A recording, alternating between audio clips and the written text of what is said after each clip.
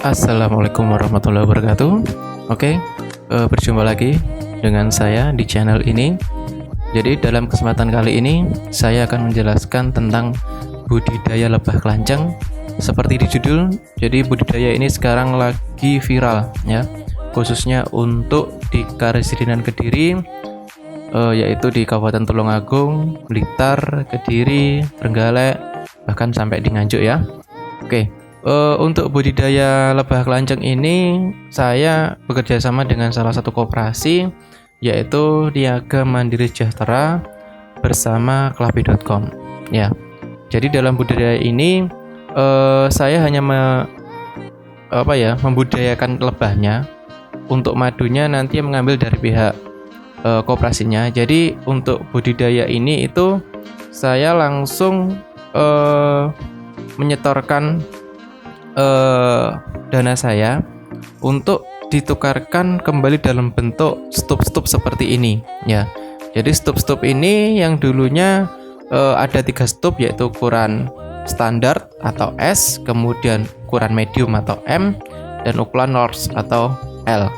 Jadi dalam video ini saya menjelaskan yang ukuran medium karena untuk ukuran yang standarnya itu sudah tidak diproduksi lagi karena ada suatu yang tidak bisa dijelaskan oleh pihak koperasi.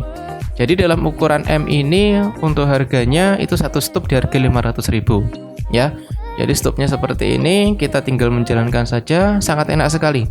Jadi tugas kita itu hanya menjaga agar koloni lebah yang ada dalam stup ini itu tidak keluar, maksudnya tidak pergi, tidak bungo istilah di sini. Jadi kita cukup menyediakan rak seperti ini. Jadi nanti akan saya jelaskan gimana pembuatan raknya. Jadi raknya itu kita buat bebas sebenarnya, tapi untuk saya ini untuk raknya itu saya buat 3 tingkat. Jadi nanti untuk satu tingkatnya itu ukurannya sekitar 50 cm ya. Jadi ada 3 tingkat. Jadi satu tingkatnya itu bisa diisi 3 step. Terus yang kedua perlu kita siapkan adalah vegetasi. Maksudnya adalah di sini kita siapkan tanaman-tanaman yang nanti dibutuhkan oleh lebahnya untuk mencari bipolen serta nektar dari yang nanti akan dihasilkan menjadi madu.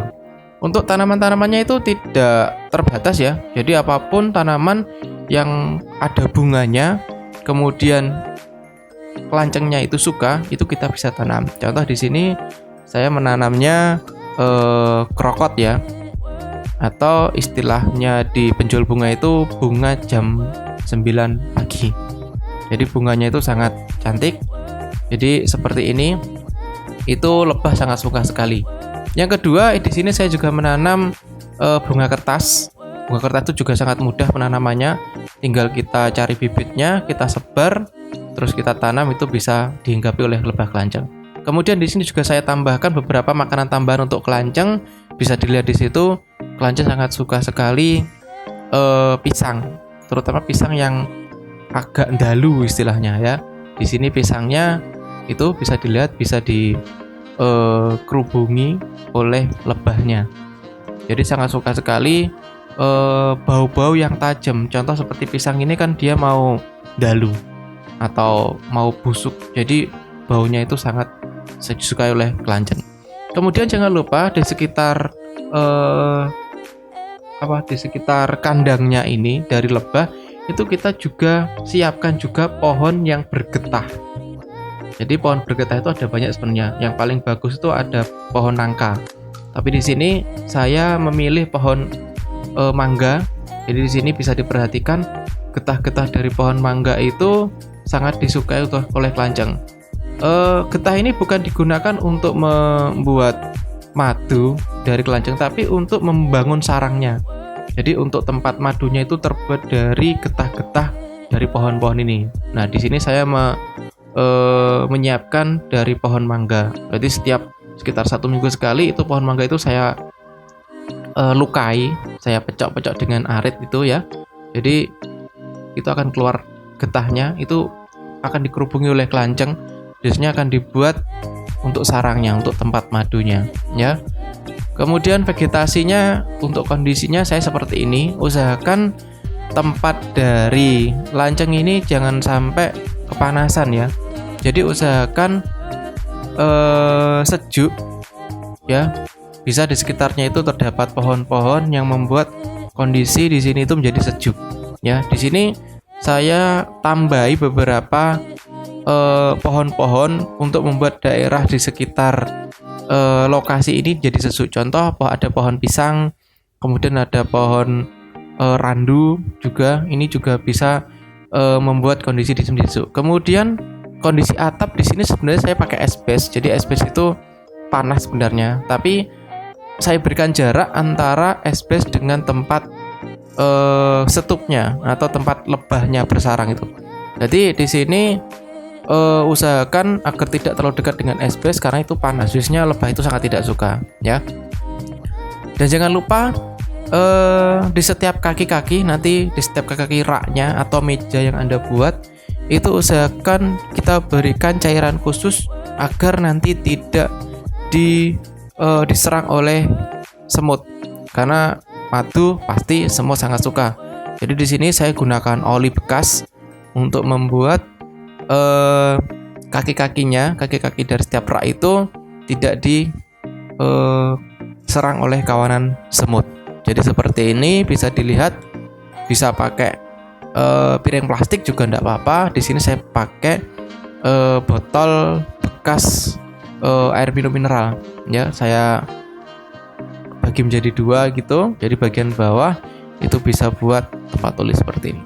Nah kemudian jangan lupa untuk oli ini bisa dicek ya setiap hari, karena biasanya semut itu akan mati di situ. Kemudian teman-temannya yang lainnya itu bisa merambat. Jadi usahakan dicek, kalau ada semut yang mati yang banyak itu kita bersihkan. Jadi diusahakan agar semut itu tidak ada jalan untuk naik ke rak.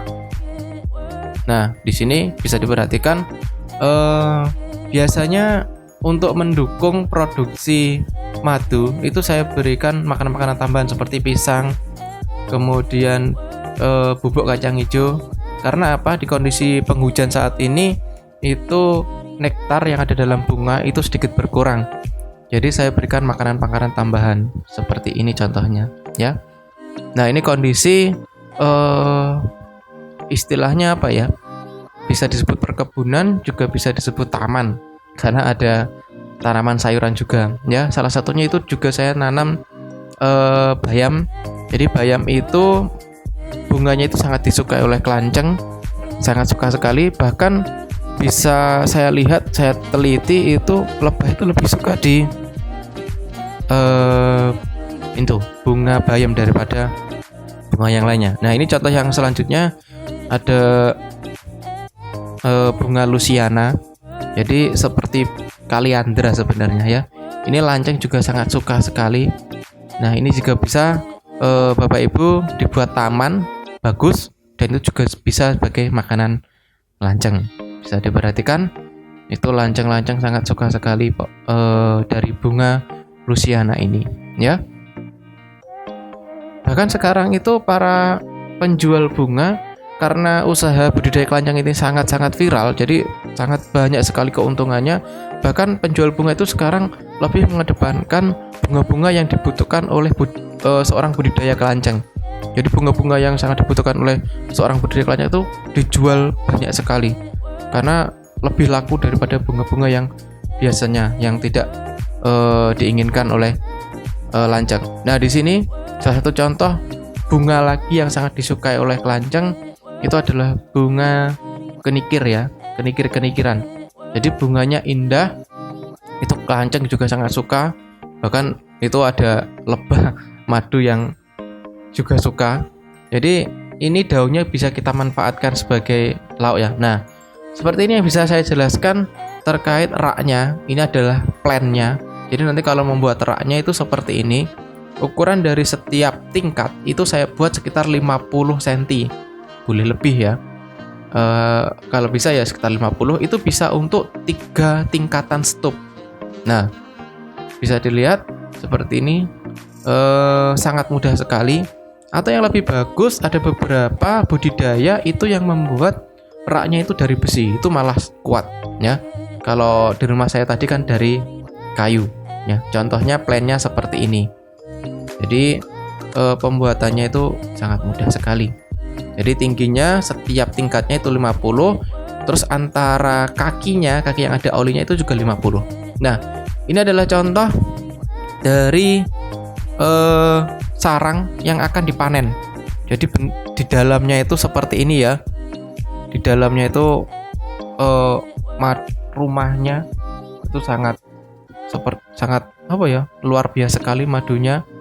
Kita lihat rumahnya itu seperti itu dari kelancengnya, dari koloninya itu sangat luar biasa. Jadi madu ini bisa kita juga peroleh di koperasinya.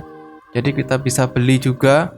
Nanti bisa langsung datang saja di koperasinya Niaga Mandiri Sejahtera itu di Kediri. Nanti saya sertakan alamatnya di deskripsi ya. Nah, ini salah satu contoh koloni dari lebah kelancengnya. Jadi lebah kelanceng itu sangat berbeda sekali dengan lebah madu. Kalau kelanceng itu antara calon anakan dengan madu itu dipisahkan ya, seperti itu. Mungkin cukup sekian ya penjelasan dari saya tentang budidaya ini. Semoga bermanfaat. Nanti kita lanjut dalam video berikutnya. Assalamualaikum.